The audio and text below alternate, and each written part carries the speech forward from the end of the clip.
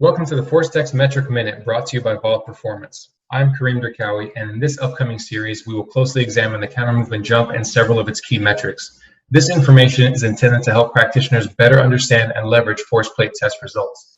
By the end of the series, we will have analyzed various movement strategies and explored training ideas, but we need to start with understanding a few key concepts. The first of which is eccentric peak velocity. Simply put, it's the maximum speed a person reaches while dropping down before a vertical jump. This power equation nicely summarizes the relationship between power, force, and velocity. Now, from baseline, increasing velocity will naturally increase power.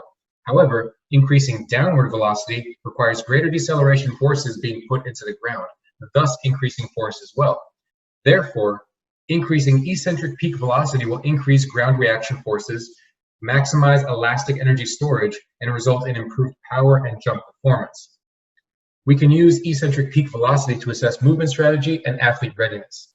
Baseline testing easily determines an athlete's eccentric strategy and where improvements can be made. However, periodic testing may reveal changes in strategy when an individual moves significantly slower than previous tests. Common reasons for this include soreness, injury, or general dampening of the neuromuscular system due to fatigue or other factors. The simple take-home message is that eccentric peak velocity is a key metric that sets the tone early for the entire jump and is used to evaluate or monitor athletes. For more information, have a look at vault.com, send us an email, or reach out to us on any social media platform. Thank you. The world of strength and conditioning is filled with some awesome practitioners who are always trying to evolve and continue to grow professionally throughout their career. The problem with many of us, though, is finding a new outlet, a new way, and a new perspective on the questions that we may have, whether it be programming, whether it be situational with dealing with coaches, or whether it be career advice.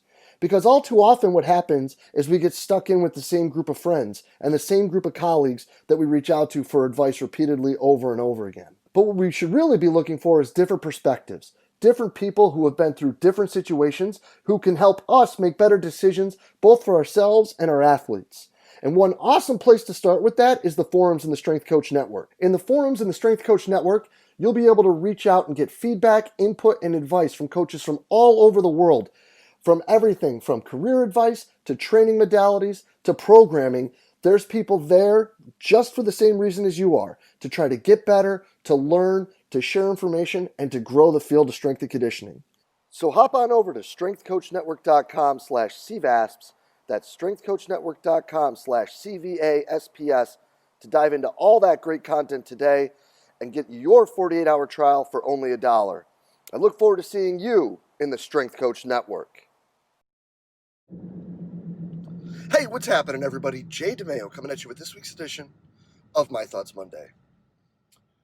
And this weekend, I've really taken a step back and reflected a bit about these last 4 weeks as we just finished kind of what I would call our phase one of return to sport to try to get these young people, back into their sporting environments and starting to get them back into preparation and making sure that they're ready and all of those things that we spent a vast majority of this COVID time, whether it be on Instagram live calls or different presentations or Zoom calls or whatever we were doing to try to find a better way to take care of these young people.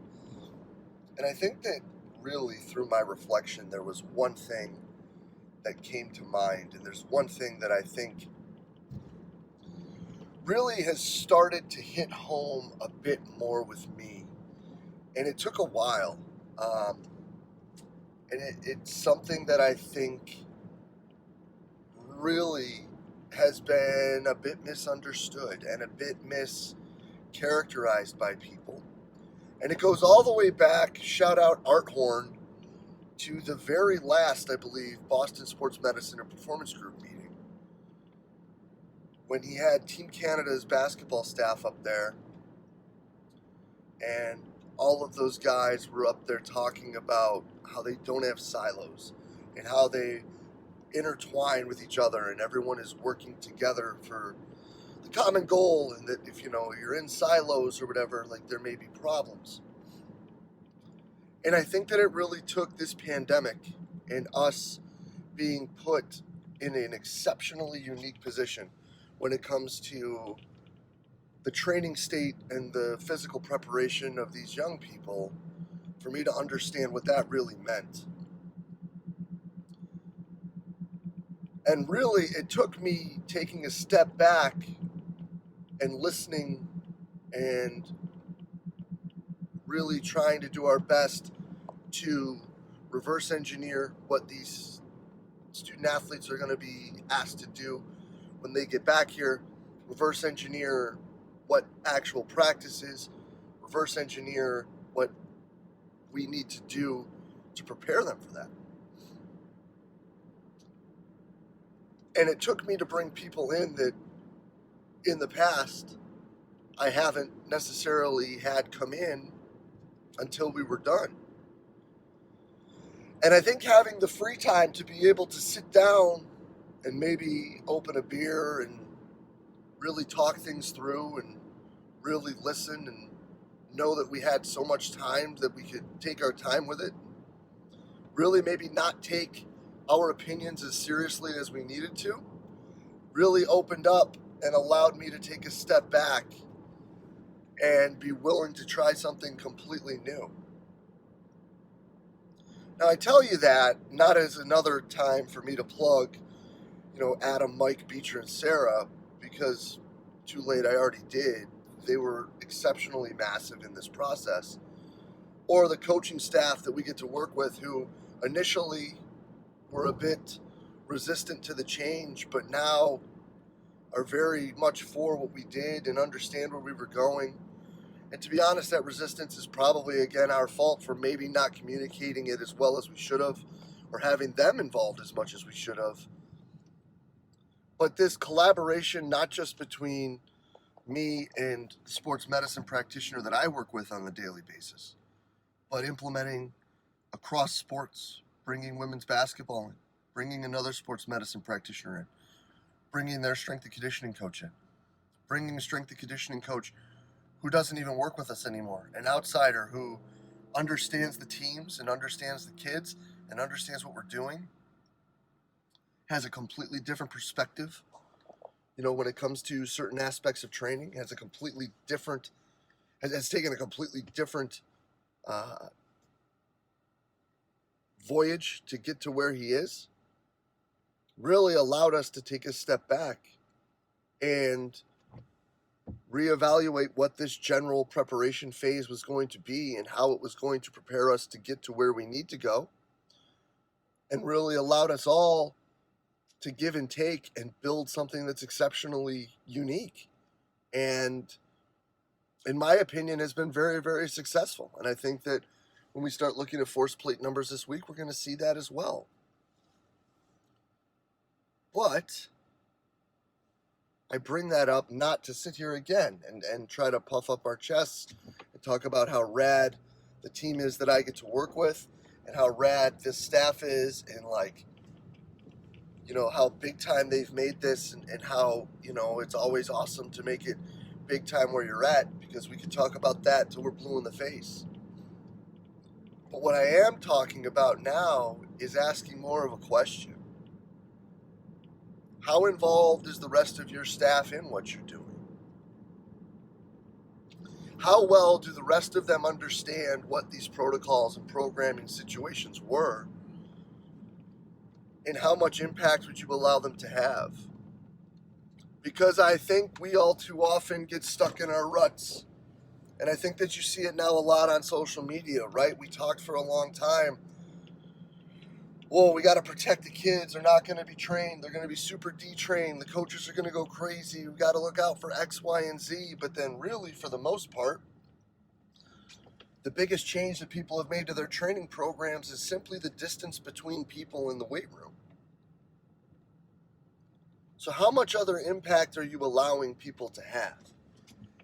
And now listen, that last BSMPG was like 2013. So it's not like this is something that all of a sudden, I heard this and I was all in, and I'm like, yup, Charlie's right again, of course, because more often than not, Charlie's right. Whether you like it or not, that's the facts.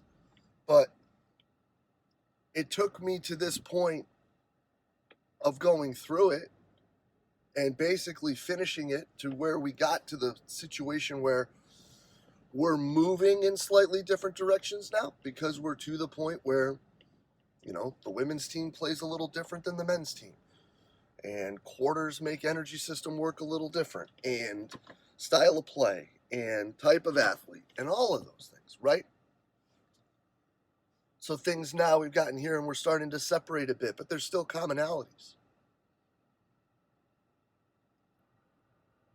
And it's gotten to the point now where this general preparation phase is really leading into what we're doing with all the student athletes when they come back, because again, preparing them for one person, one ball, one coach, one whatever, like, we're preparing them for general sport practice, getting them ready to do things. And a lot of that has come down to us building this plan together and consistently bringing in new eyes to reevaluate, ask questions, make us formulate better answers, and build. And it was hard. It's hard to give up that final say, because I think a lot of us still have that get off my lawn mentality.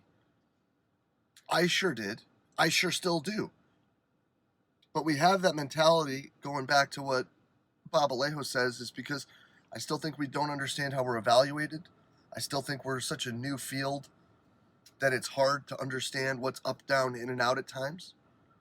And that's kind of our baby, and we want to hold it.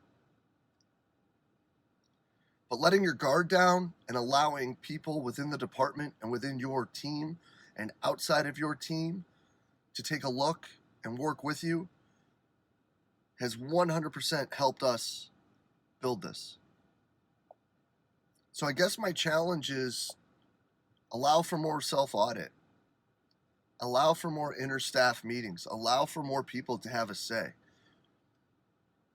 And as hard as it may be, don't take it personally.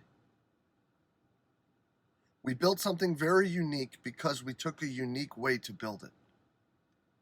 We brought in everyone that would be involved, and we let them have as much say as everyone else. It's not easy. It wasn't a fast process. But at the end of the day, I think it ended up building what exactly we needed to build. So instead of just putting your lift on a sheet and printing out that Excel card and dropping it on your sports med practitioner's desk, maybe next time bring him in or her in. Sit them down. Let's go through this. What do you see? What don't you see? What am I missing? When we reverse engineer this, what is X, Y, and Z in your eyes? When we look at these metrics, what are A, B, and C in your eyes? And then maybe find people on the outside too. I don't understand how to look. This is My Thoughts Monday, brought to you by Val Performance. There's a great insert before this, right, from Kareem and Val. There's a lot of those metrics I don't understand, but that's why I ask people to look at them. Strength coaches love to say we have an open door policy when it comes to the weight room. But maybe it's time we open the door a little more and allow people to not just have a vision, but have a little say in what we're doing, so at the end of the day, we can actually provide what's best for the athletes we get to work with every day. But that's just what I've been thinking about this weekend, and it's kind of what I've come to. So shout out to the team for helping out and putting this together. I think it was awesome. Guess we'll see in the long run, right? But as always, truly appreciate everything y'all do for us here at Central Virginia Sport Performance. We'll be back next week with another My Thoughts Monday. I'll see you then.